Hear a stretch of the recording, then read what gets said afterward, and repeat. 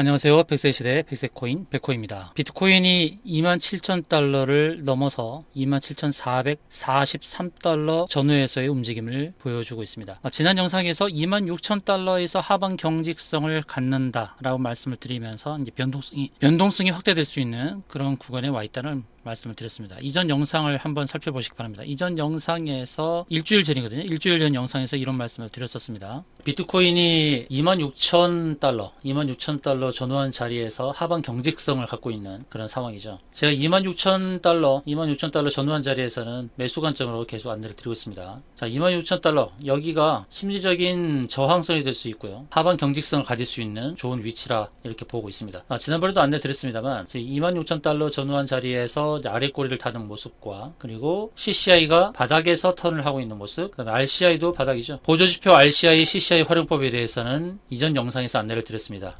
이렇게 기술적으로 봤을 때의 하방 경직성을 가지면서 바닥권에서 다지고 있는 그런 상황이었고요. 그러면서 이제 2주 정도 횡보를 한 다음에 급등이 나오는 그런 모습이었습니다. 6% 이상의 급등이 나왔는데 간밤에 무슨 일이 있었길래 이렇게 급등의 흐름이 나왔을까요? 그 내용을 짚어보도록 하겠습니다. 자, 암호화폐 이 뉴스를 다뤄보는 시간을 갖도록 했는데요.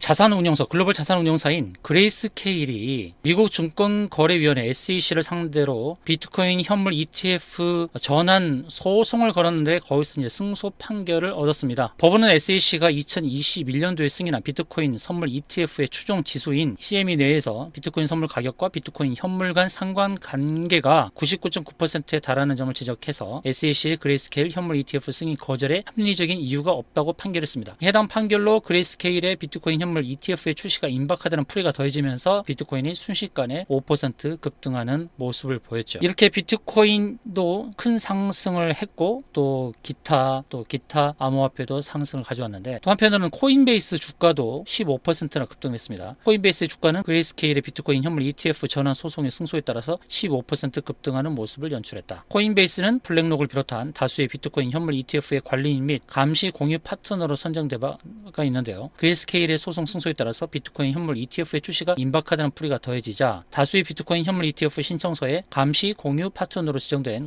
코인베이스가 큰 수혜를 입을 것이라는 해석이 작용되면서 코인베이스의 주가도 역시 급등을 했습니다. 국내 시장에서도 암호화폐 관련 종목들이 오늘 들썩거렸고요. 자, 비트코인 현물 ETF 상장 기대감이 6% 급등했는데 투심이 크게 개선되었을 뿐만 아니라 공포지수에서도 변동이 있었습니다. 공포지수가 최근에 비트코인이 급락을 하면서 공포지수가 올랐겠죠. 당연히 올랐죠. 암호화폐 데이터 제공업체 터너티브의 자체 추산 공포 탐욕 지수는 전날 대비 10포인트 오른 49를 기록하며 공포 단계에서 중립 단계로 전환됐다. 비트코인이 이제 급등을 하면서 49를 기록했다는 거예요. 해당 지수는 0에 가까울수록 시장의 극단적 공포를 나타낸다는 것이죠. 그리고 100에 가까울수록 극단적 낙관을 의미한다. 그러니까 39에서 49니까요. 39는 공포에 가깝죠. 0에 가까울수록 극단적 공포니까요. 그런데 100에 가까울수록 낙관을 의미한다는 거예요. 49를 기록하면서 이제 공포보다는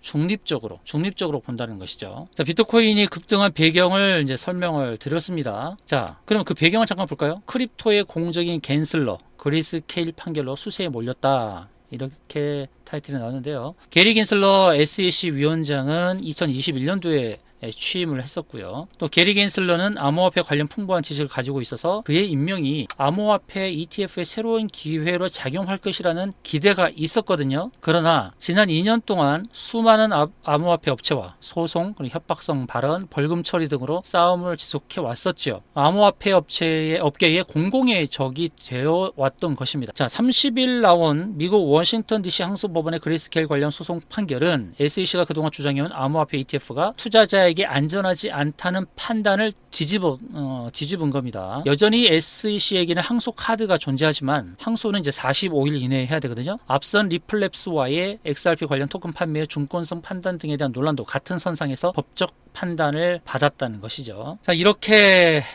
비트코인 현물 ETF 상장 기대감이 높아지고 있는 상황입니다. 자, 비트코인 현물 ETF 상장을 부당하게 거부해왔던 SEC가 앞으로 보일 수 있는 행보가 무엇일까요? 그 부분도 살펴보겠는데요. 그동안 SEC가 비트코인 현물 ETF 상장을 거부했던 내용, 배경은 무엇이냐면 바로 이겁니다. 비트코인 시세 조작 가능성, 코인 가격 산정의 어려움, 투자자 보호 취약성 등이었거든요. 그렇지만 이런 내용들이 부당하다며 그리스케일이 소송을 제기한 것입니다. 그리스케일의 상장 신청을 거부한 것은 임의적이고 변덕스러운 것이다. 이것은 이제 판단했던 판사 네오미 라오 판사가 이렇게 얘기했던 겁니다. 또 SEC가 유사한 상품, 곧 비트코인 선물 ETF와 비트코인 현물 ETF의 다른 점을 제대로 설명하지 못했다는 것이죠. 비트코인 선물 ETF는 2021년도에 상장을 했는데 지금 2023년도 2년이 지난 2023년도에 현물 ETF 상장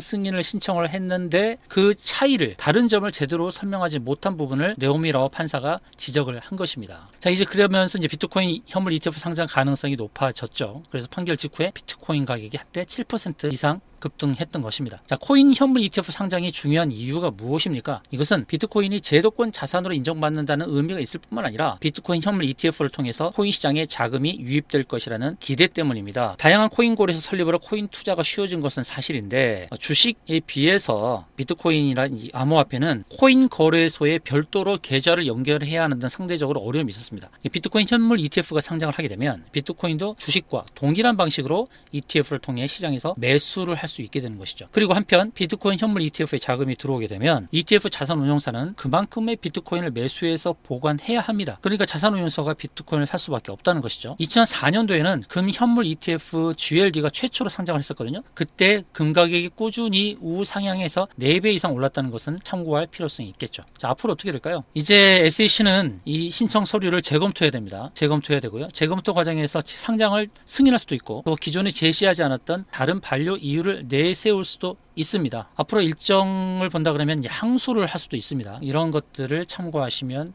되겠습니다. 자, 정리를 해볼까요? 이 내용들을 이제 하나씩 정리를 해보겠습니다. 비트코인이 현물 ETF 상장 기대감에 6%대 급등을 했고요. 그리고 이 급등한 배경은 무엇이냐면 바로 이 내용이었습니다. 암호화폐 자산운용사 그레이스케일이 SEC를 상대로 소송을 했는데 그에 승소를 한 겁니다. 증권거래위원회 SEC가 그레이스케일의 비트코인 신탁을 ETF로 전환하려는 신청 거부한 결정을 뒤집는 판결이 나왔다는 거예요. 그래서 SEC의 결론을 맹목적으로 받아들이지 않는다는 것을 의미한 겁니다. 이것은 이 판결은. 그리고 SEC 권한이 무소불위가 아니라는 것의 신호다라고 할 수 있겠습니다. 그동안 증권거래위원회 SEC가 ETF 상장을 거부했던 이유에 대해서도 안내를 드렸었는데요. 바로 이와 같은 내용입니다. 비트코인 시세 조작 가능성, 그리고 코인 가격 산정의 어려움, 투자자 보호 취약성, 이 세 가지 이유로 상장을 거부했었죠. 그러면 이에 대한 법원의 판단은 무엇이었습니까? 법원의 판단은 바로 이와 같은 내용이었습니다. SEC가 비트코인 선물 ETF와 현물 ETF의 다른 점을 제대로 설명 못했다는 것, 그리고 선물 ETF 상장을 받아들이면서 현물 ETF 상장만 거부한 것은 부당하다, 이렇게 판결을 내린 것입니다. 그리고 조금 전 말씀드렸듯이 비트코인의